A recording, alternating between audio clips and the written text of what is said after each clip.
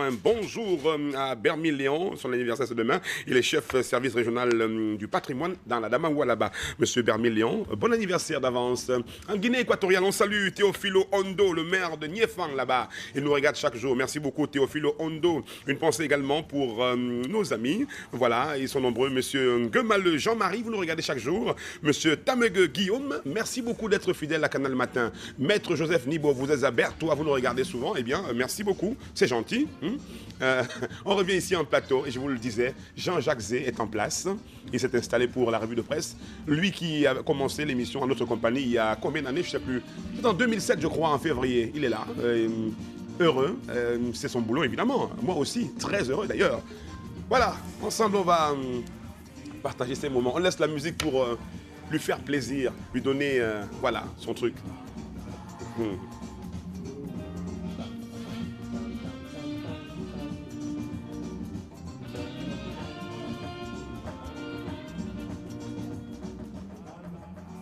Voilà. Jean-Jacques Zé, bonjour. Monsieur, bonjour. Comment allez-vous? Les téléspectateurs, je crois que ça va très bien. Oui, je suis très content de vous retrouver, vous le savez. Le plaisir est partagé en tout cas. Voilà. Ça fait un moment quand même. Ça vous fait quoi d'être là comme ça ce matin? Mais c'est juste un retour à la maison, Oui. Qui a été bien entretenu, naturellement. Merci.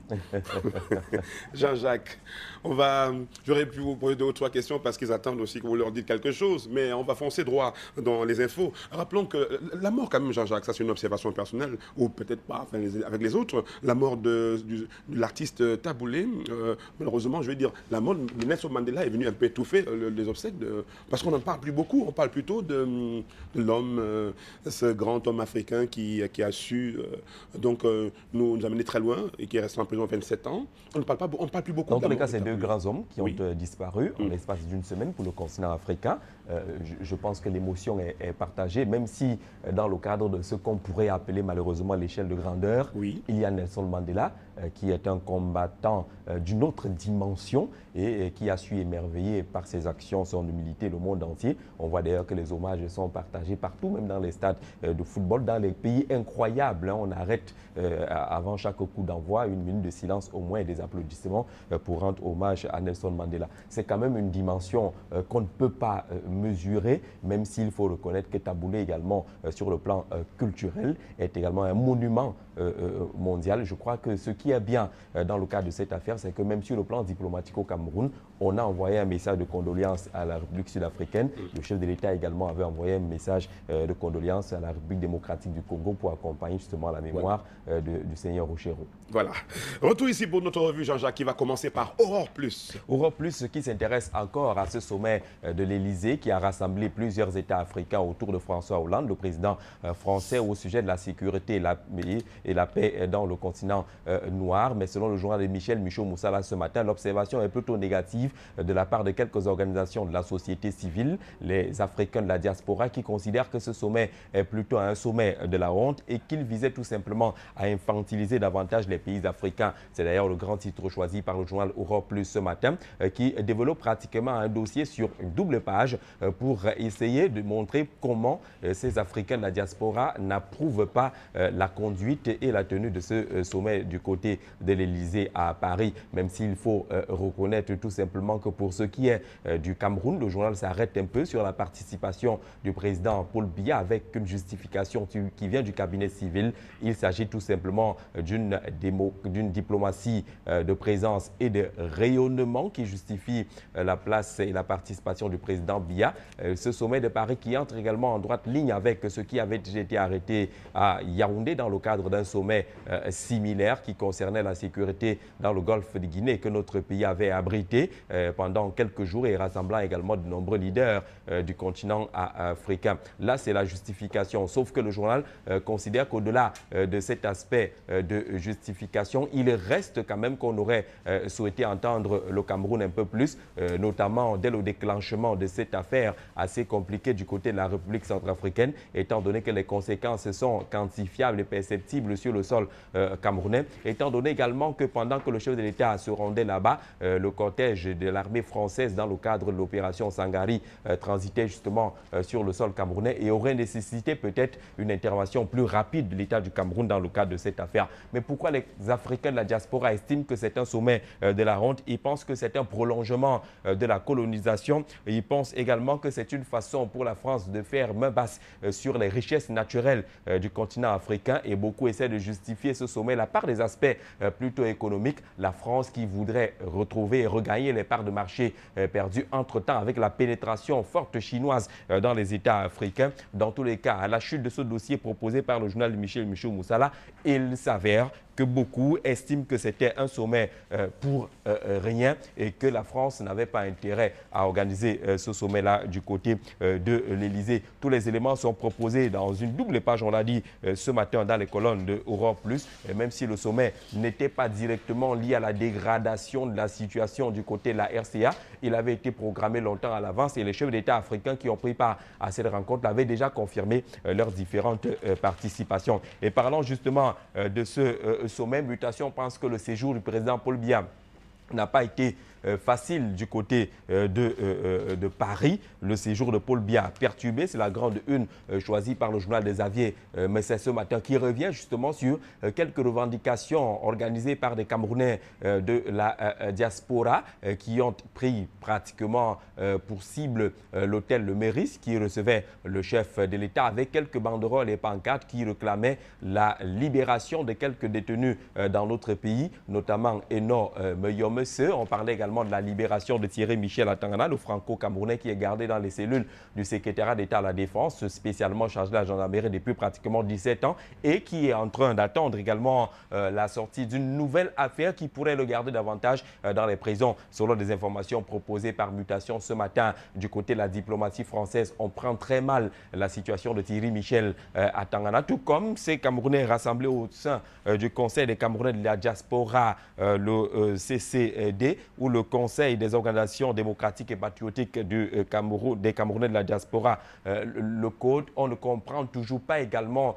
la condamnation à 7 ans de prison de Eno Meyomese, écrivain et homme politique, arrêté et accusé justement de vol aggravé, de vente illicite de quelques minerais dans notre pays. C'est en tout cas cet élan de contestation que le Mutation propose ce matin, mais que le Mutation s'intéresse également à la situation du gouvernement, pas en termes de remaniement qui est annoncé ou attendu, mais les misères de ministres. Tout le monde se bat aujourd'hui pour accéder à ce poste qui signifie une sorte de couronnement d'une carrière politique. Toutes les manœuvres sont mises en œuvre pour essayer d'accéder à ce fauteuil ministériel avec les honneurs qui vont avec. Mais le journal nous précise que ce n'est pas facile d'être ministre. Le côté jardin de la fonction ministérielle, c'est déjà ces difficultés à pouvoir réaliser, soutenir le budget ministériel qui doit être discuté par au moins 3 instances avant d'arriver à l'Assemblée nationale. Comment faire pour avoir une enveloppe assez considérable et mettre en place sa vision? Comment faire également pour mettre en place une équipe? La deuxième étape des difficultés lorsqu'on est ministre, les ressources humaines. Le journal affirme d'ailleurs que mettre en place une équipe de travail en phase avec les objectifs n'est pas aisé pour le ministre du Renouveau. Il y a des nominations qui lui sont directement liées. Il y a celles qui demandent la signature du Premier ministre. Il y a celles qui sont faites par le Premier ministre et qui demandent la signature du Président de la République. Ça devient compliqué pour pouvoir mettre en place une équipe qu'on peut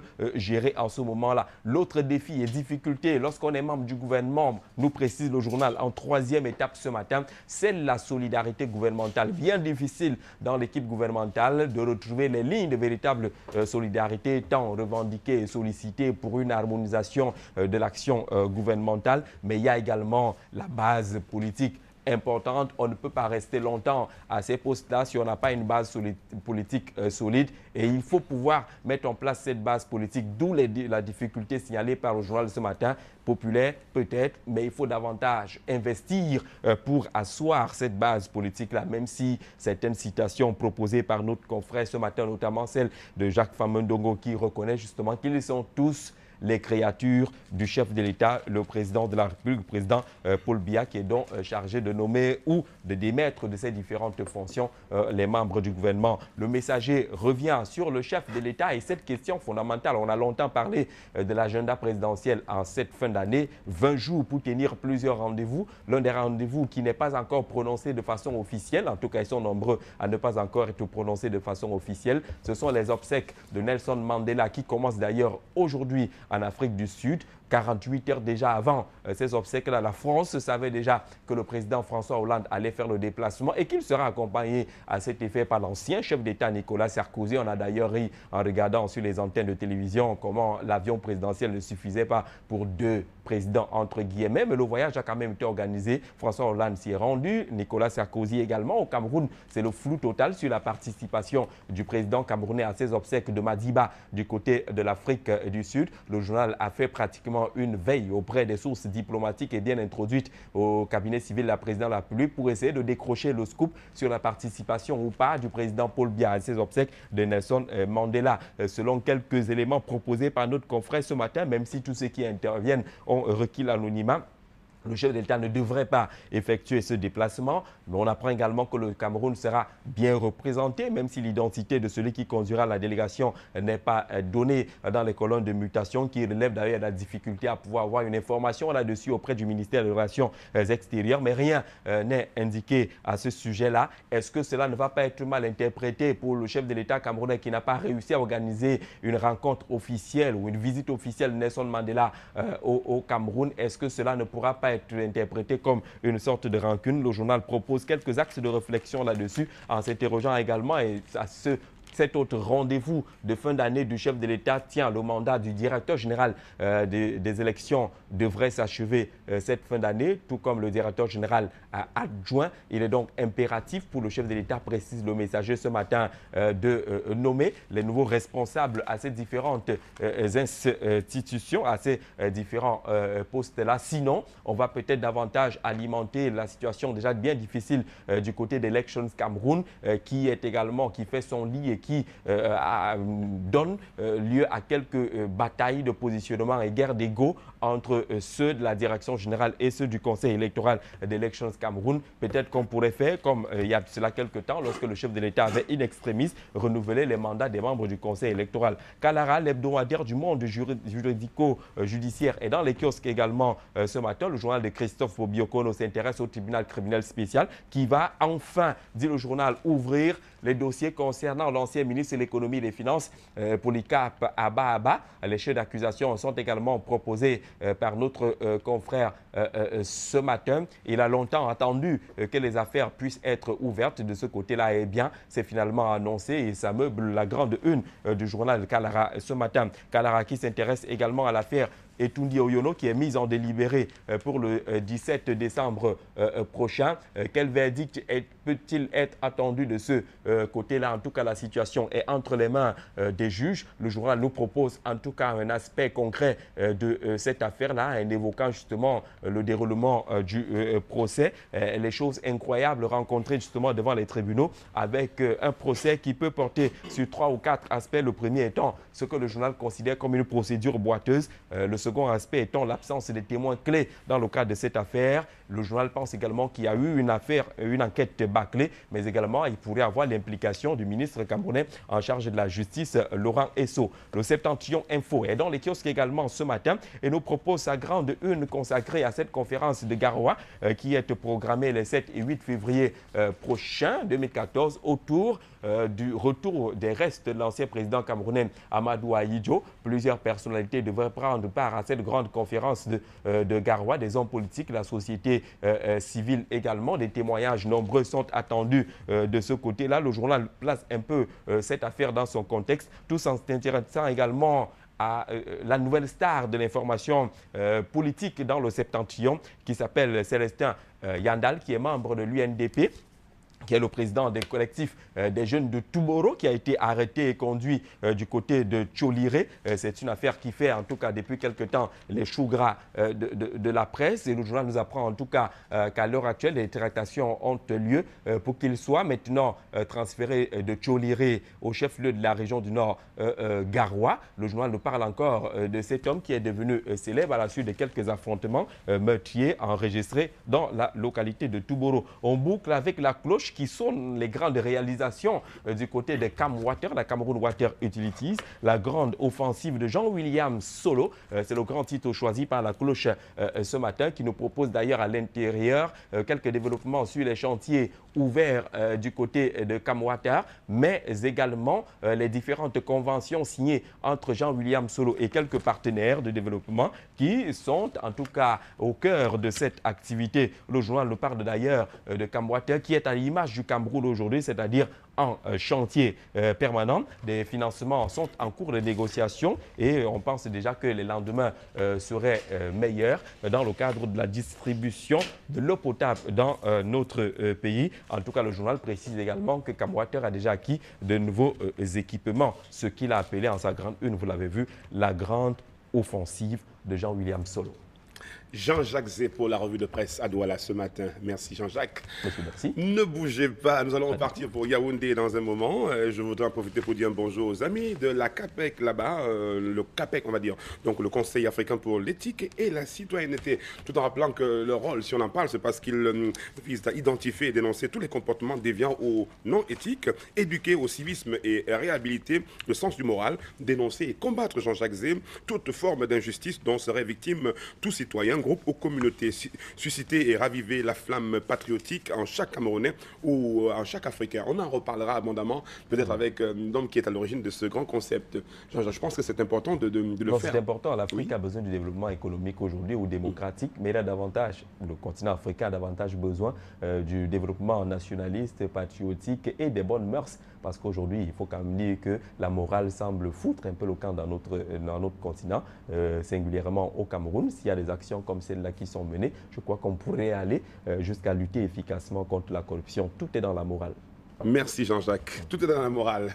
On retient ça en espérant vous retrouver demain lorsqu'il sera 7h30 en heure locale. Un bonjour au ministre du Travail, M. Grégoire Orona, qui nous regarde certainement. Tout de suite, Yaoundé, oui, avec vous, Ebel Olinga en place. Bonjour.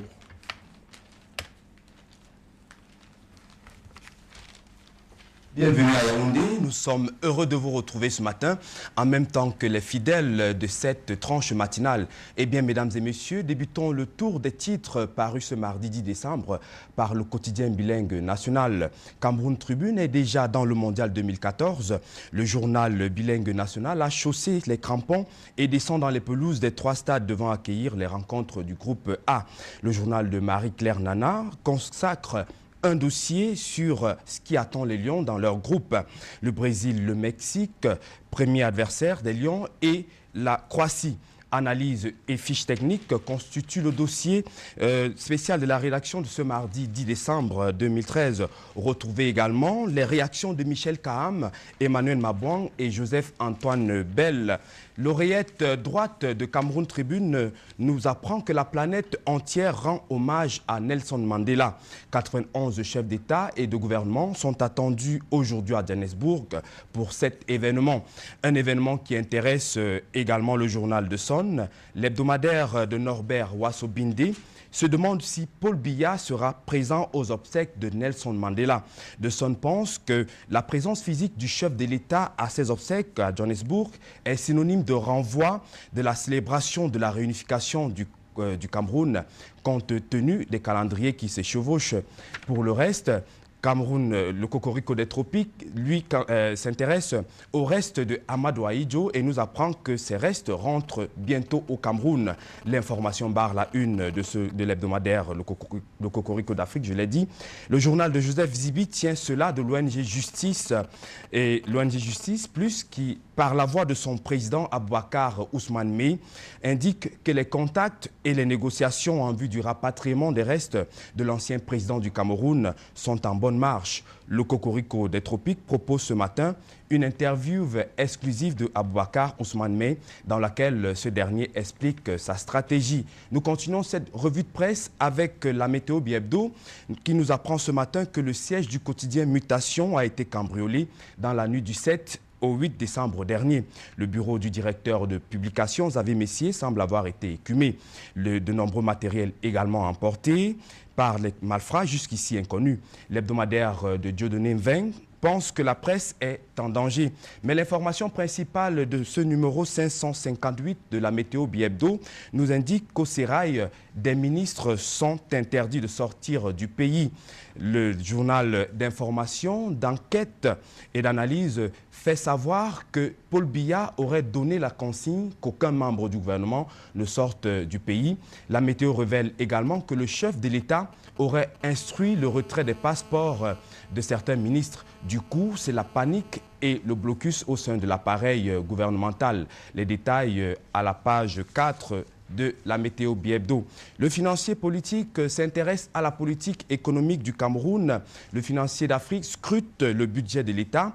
Le journal de Boniface Tchenkam analyse les priorités économiques du Cameroun en 2014. Dans son dossier, l'hebdomadaire du monde économique et financier recense les antériorités des portefeuilles économiques du gouvernement, lesquels se résument au développement des exportations, la modernisation des moyens de transport, l'accélération du programme de 10 000 logements sociaux, l'électrification de 160 villages, la sécurisation de l'état civil, pour ne citer que ceci.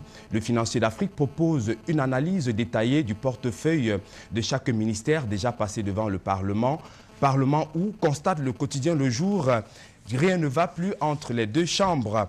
L'Assemblée nationale et le Sénat se regardent en chien de faïence, nous dit le quotidien bleu d'Aman Mana, qui nous révèle également ce matin que la Chambre haute du Parlement n'a pas pu défendre son budget devant la Chambre basse. Le journal d'Aman Mana s'étend sur ce conflit de compétences, donne la parole aux acteurs et nous éclaire sur ce problème avec ce que prévoient les textes, c'est-à-dire absolument, voilà, Jason, vous avez là une vue panoramique des titres de cette journée. Rendez-vous dans les kiosques pour les détails et bien d'autres articles intéressants développés dans ces journaux. Excellente journée à tous et à toutes.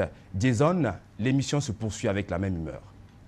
Merci beaucoup. Merci Ebel Olinga que l'on retrouve avec plaisir demain. Toujours pour la revue de presse. Portez-vous bien, soyez en forme. Canal Matin retour ici en plateau pour entrer dans la deuxième partie. Rappelons qu'à la réalisation, Eric Poundou est toujours en phase et Jobert est en place aussi pour nous mélanger les choses là-bas, les images et tout. Merci à M. Bob qui est à la diffusion et évidemment tous les amis qui les entourent. Ils sont nombreux parce que là-bas aussi en salle de maquillage, on a Flora et tous ses invités. Voilà, Canal Matin, on va rentrer dans la deuxième partie. Ce sera avec M. Bofia, oui, qui se prépare dans un instant. Bobby, si vous voulez, parce que Bobby,